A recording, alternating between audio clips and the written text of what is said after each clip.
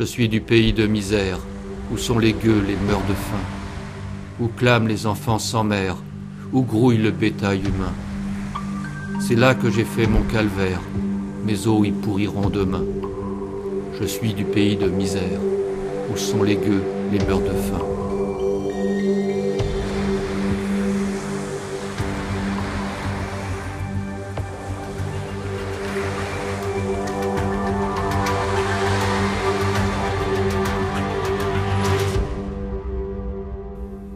Il s'agit de mon trisaïeul, arrière-arrière-grand-père, Eugène Perrault, qui était un communard. Et il a été condamné à la peine de déportation simple par application des articles.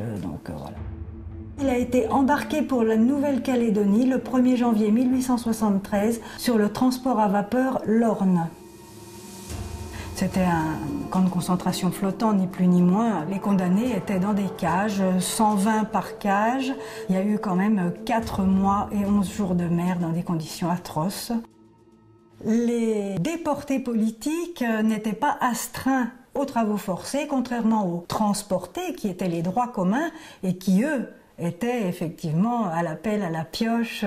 C'était quand même la faim, c'était le froid, c'était les sévices. La plupart mouraient très jeunes, d'épuisement physique.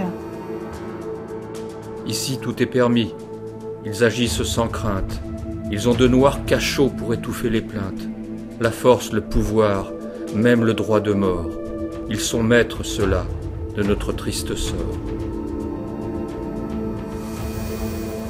Et voilà le fameux coffre du bagnard. Il a été offert à ma grand-mère par un bagnard. Il avait eu le coup de foudre pour cette jolie jeune fille de 15 ou 16 ans et il lui a offert un coffre à bijoux avec tous les symboles représentatifs de liberté, d'espoir, d'envol.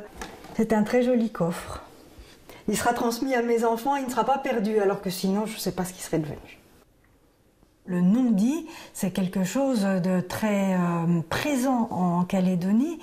Il est difficile d'assumer d'être le petit enfant d'un bagnard. Et ma mère, même quand elle a su que je cherchais, elle-même ne m'a pas donné les pistes pour me dire qu'il s'agissait du grand-père de ma grand-mère qui avait été communard.